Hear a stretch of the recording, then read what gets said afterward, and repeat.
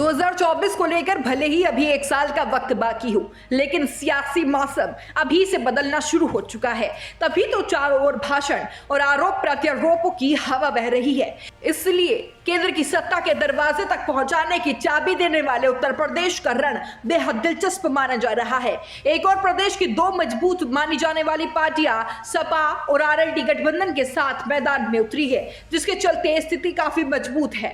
प्रदेश में सरकार होने के नाते बीजेपी सीधी टक्कर में मानी जा रही है। इसी के साथ ही राहुल गांधी की भारत जोड़ो यात्रा ने कांग्रेस को भी मजबूती दी है और इसी के साथ ही अब मायावती भी एक्टिव हो चुकी है, लिहाजा मुकाबला जबरदस्त होने वाला है।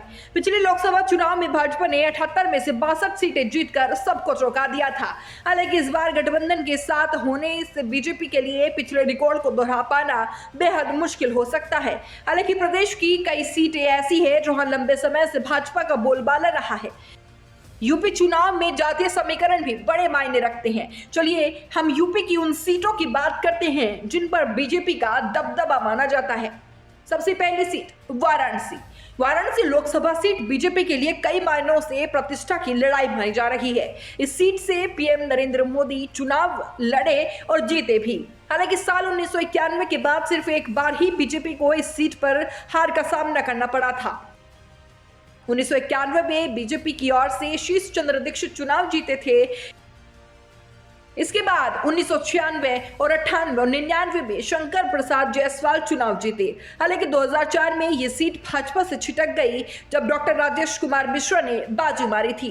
हालांकि 2009 में बीजेपी के वरिष्ठ नेता मुरली मनोहर जोशी ने चुनाव जीतकर सीट को वापस बीजेपी के खाते में डाल दिया था।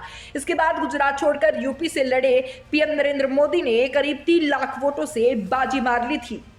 वाराणसी में मतदाताओं की जातिगत आंकड़े की अगर बात कर ले तो वैश्य 3,25,000, ब्राह्मण 2,50,000, मुस्लिम 3 लाख, भूमिहार तकरीबन 1,25,000, राजपूत 1 लाख, यादव 1,50,000, पटेल 2 लाख, चौरसिया 80,000, दलित 80,000 और अन्य पिछड़ी जात के तकरीबन 70,000।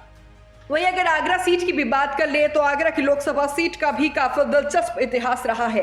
कांग्रेस का गढ़ माने जाने वाली इस सीट पर पिछले काफी समय से भाजपा का शासन चल रहा है। आगरा की सीट के भी काफी अपने अलग ही सियासी मायने हैं, जिसके चलते प्रधानमंत्री नरेंद्र मोदी और मायावती दोनों ने ही इस सीट से अपनी चुनावी अभियान की शुरुआत की थी।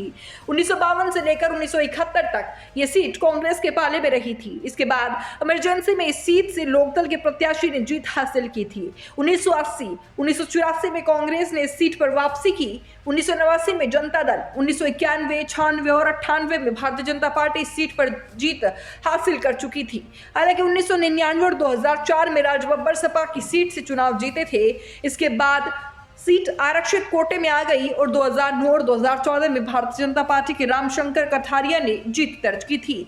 चुनावी समीकरण की यहाँ अगर बात कर ले तो आगरा में दलित और मुस्लिम वोटरों का ये गढ़ माना जाता है। दलित और मुस्लिम 37% हैं। यहाँ 18 लाख से ज्यादा वोटर हैं, जो 10 लाख पुरुष जिसमें और 8 लाख महिला वोटर शामिल है।